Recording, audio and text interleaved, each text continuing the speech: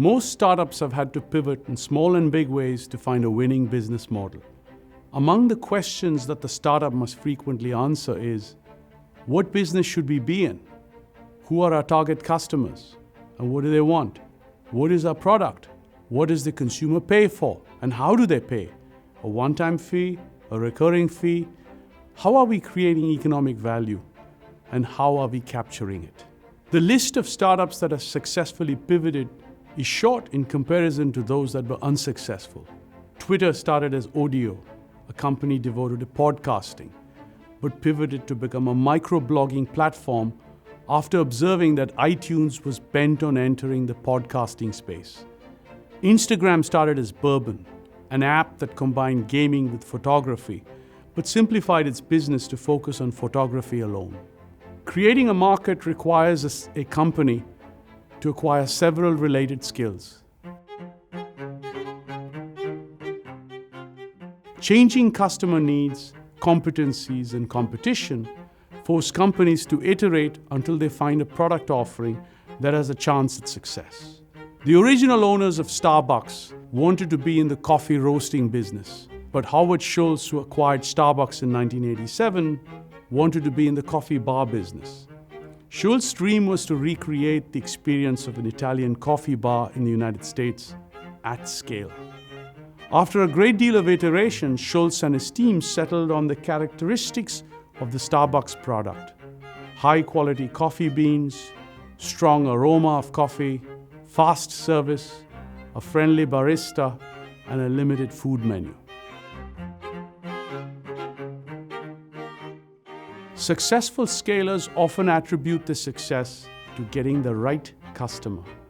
The right customer views the problem that the company is trying to solve as vital to its own performance. The right customer is likely to positively influence the decisions of other customers, and importantly, the right customer enables the company to make a profit. Conversely, a costly mistake is acquiring the wrong customer, someone who is unlikely to be a repeat customer, whose needs are incompatible with the product offering, or who is unlikely to influence the purchase decisions of other customers. Reflecting on the pivotal moments during his years as CEO of Fieldglass, an enterprise software company that was acquired by SAP in 2014, Jay Shekhawat told me that an important lesson from early failures was learning to distinguish the right customers from the wrong customers. As he said, you don't want to do a beta test with a customer that has no intention of being your customer. And you don't want to take on customers who force you far afield from your mission and competencies. The right channel partners operate quickly, put the company's products in the hands of the ideal customer, and help the product achieve greater name recognition, and importantly, help the company grow its reputation and bottom line. In contrast, the wrong channel partners damage a company's prospects. They dilute the brand value by mispositioning the product or, in many cases, waste valuable time by doing nothing. Startups in a range of industries, from software to manufacturing, often rely on bigger competitors to bring the product to market. Small biotech companies often enter into partnerships with large pharmaceutical companies to commercialize their products.